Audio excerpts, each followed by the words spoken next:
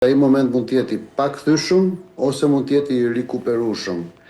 Pra, në këtë moment ne mund të flasim për një njeri i cili mbaron vdes përfundimisht politikisht dhe gjacat janë të larta për Veliejn, por nëse kujdesi i atyre që kanë qenë investitorët e drejt për drejt karrierës së tij, por jo vetëm të investitorëve politik, por po flasim edhe për investitorë financiar, për kontraktorët që e kanë Veliejn si strumullarin e kontratave të tyre, mund të jetë e rëndësishme që t'ja shpëtojnë karrierën, ndoshta jo për të qenë më Veliej pretendent për kurorën e princit trashëgues, por Veliej si një lojtar politik që qëndron aty në korridoret e politikës si një ekuilibrues dhe që përfaqëson interesat të caktuara. Pra nuk po flasim më për një Veliej që rikthehet në pozicionin e tij klasik, si jemi mësuar ta shohim, por unë besoj që ka shumë investim nga shumë palë që atë ta rikuperojnë në një mënyrë apo një mënyrë tjetër. Dhe Rama është një nga këta njerëz që po e bën këtë gjë. Nuk duhet ta diskutojmë fare faktin që arrestimi i Veliejt e ka kapur të papërgatitur edhe vetë Ramën, qoftë edhe nëse ai ka dhënë aprovimin apo ka dhënë dakordsim për atë arrestim, por nuk ka qenë në fuqitë e tij për të kundërshtuar asnjë.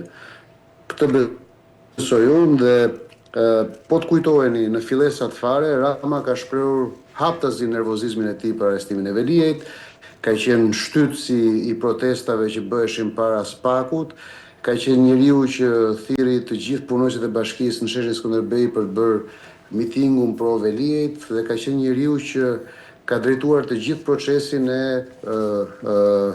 rikuperimit të punës bashkisë, edhe për të vendosur elementet e tij kontrollues brenda punës bashkisë, por njëkohësisht edhe për të qenë më i qartë dhe më i kujdesshëm për mënyrën se si do të ndihmoj, por mos harroni që aty në atë bashki janë edhe ndërmjetësit kryesorë që komunikojnë me Veliejn drejt për drejt. Pra, receptorët e Ramës brenda bashki, aty piktakohen me receptorët e Veliejt, besojnë përfshirë dhe interesat ekonomike. Kështu e shohim, që është e gabuar. Zotë Galtini, ju si e shihni argumentin e Veliejt, pra se shkarkimi i tij është bërë pa shkelje të rëndë të provuar, thotë ai, duke konsideruar kështu pra si të palishëm, por edhe antikushtetues nga ana tjetër. Po kjo është e qartë, unë prandaj jam tek teza që Rama është duke ndihmuar Veliejn.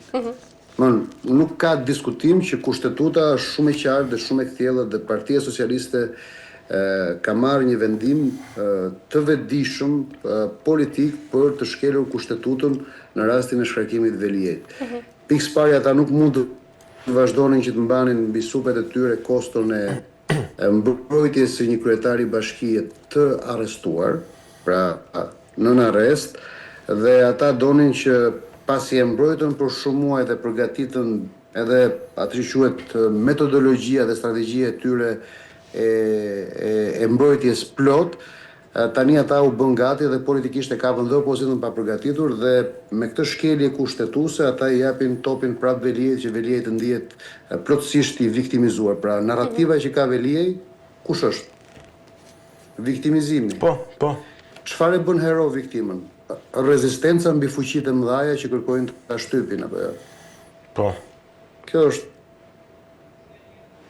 Qartë. Mirë, për të kaluar tek Partia Demokratike. Një sekondë, kam edhe një pyetje tjetër, që jam shumë kurioz të di, po them, analizën dhe tezën tënde. Si mendon që ndikon po them, kjo çështje, kjo përplasje në dukje, ky konflikt, nëse sapo ka nisur, po edhe nëse është fake, siç thua ti, mbi rivalitetet e tjera të brendshme në Partinë Socialiste? Është temë shumë e thellë kjo, kam përshtypjen, me rivalitetet e Partisë Socialiste. Kjo ishte gjë e fundit që do të thojmë para se të ndërhyjë ti, dhe këtu kemi një marrëveshje Rama-Berisha. Okej. Që është elementi tjetër, pra fraksioni i fundit që kam unë në tezën time. Unë besoj që Rama dhe Berisha me goditjen e Veliejt dhe të Metës, por sidomos të Erion Veliejt, ka dhënë mesazhin që për një kohë të gjatë personi që investohet për të qenë numri 2 dhe trashëgimtari duhet matet mirë. Kështu që besoj që këtë hesap rivalitetesh brenda Partisë Socialiste Rama e ka përmbyllur një herë e mirë dhe askush nuk do guxoj më ta shoh veten si rival apo si kandidat për vazhdimsinë e Partisë Socialiste. Të gjithë tani do të përpiqen që të kenë atë që quhet roli i preferuar i kryeshërbëtorit. Qartë. Kaq. Mirë, zoti Galdini, nga ana tjetër, Pra nëse flasim për garë në PS, tani gara është vetëm për rolin e kryeshërbëtorit, nuk bëhet fjalë më për rol trashëgimie apo për rivalitete vazhdimësie politike. Nuk guxon asnjë ta mendoj veten lart. qartë, mirë, zoti Galdini, nga ana tjetër, kreu i grupit parlamentar të Partisë Demokratike. Nuk jam unë Velia, Velia është ai që është në burg.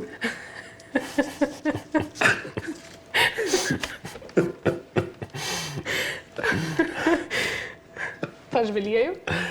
Më duket se po, gabimisht. Unë e mendova si zoti Galdini, por S'ka problem se dëgjova nuk edhe mua më shkall, nuk e dëgjova mirë.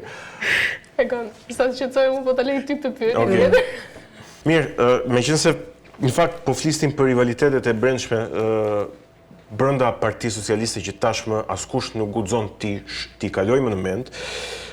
Numri 2 i Partisë Socialiste dhe i qeverisë, që është zonja Belinda Balluku, është akuzuar nga kreu i grupit parlamentar të demokratëve, zoti Gazmend Bardhi, për një çështje që ka të bëjë me korrupsion, me panele që ta kujtoj tash, në panel i impjant fotovoltaik në të digën e Zadejës, një çështje rreth 8 milionë euro. Ai ka bërë kërkesë në prokurorinë e posaçme për të ndjekur gjendjen e këtij denoncimi dhe sipas tij gjithmonë i është kthyer një përgjigje zyrtare ku thonë që çështja ende në hetim. Po ne nuk kemi përgjigje nga Spaku për këtë gjë. Kemi thjesht atë që ka thënë zoti Gazmend Bardhi.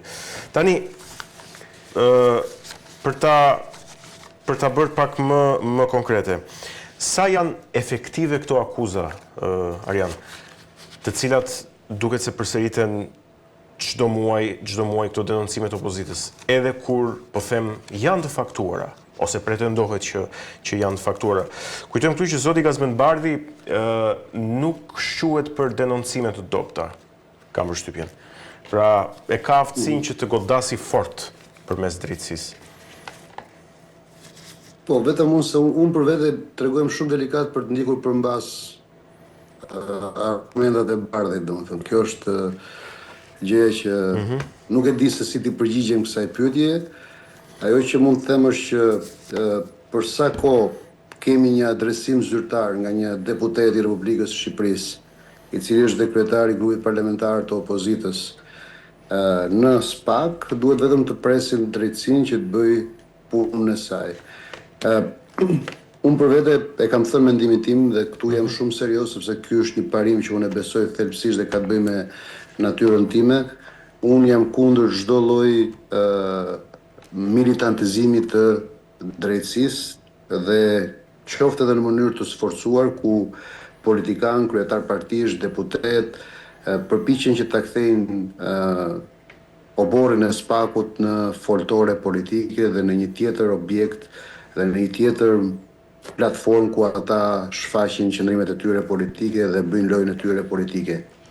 Vetë loja me denoncimet pafundme që bëhet në dyert e SPAK-ut është një lojë për ta mbytur SPAK-un me sa më shumë çështje dhe pas kësaj për ta orientuar punën e tij ose për të gjetur argumenta dhe për ngjitur argumenta për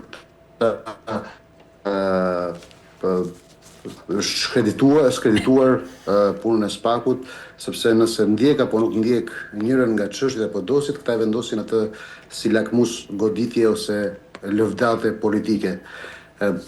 Politika do të qëndrojë sa më larg drejtësisë.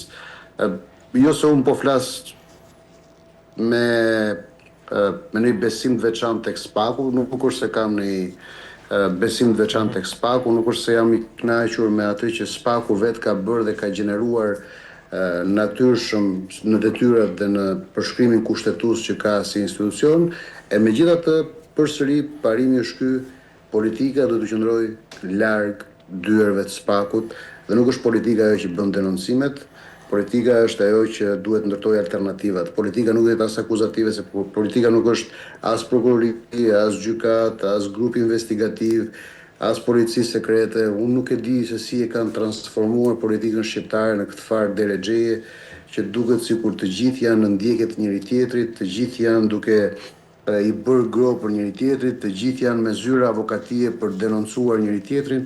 Pra të bëjë një katraur e tillë sa që ne nuk e dallojmë më kush është drejtësia e pavarur dhe kush është politika që kërkon që t'i vendosi drejtësisë gremçat ku ajo ta tërheq pastaj. Që zonja Balluku është një zyrtare qartësisht e korruptuar, këtu nuk ka nevojë fare për komente. Kjo është një gjë që ndihet, shihet, emri i saj vazhdimisht gjendet aty ku bëhen edhe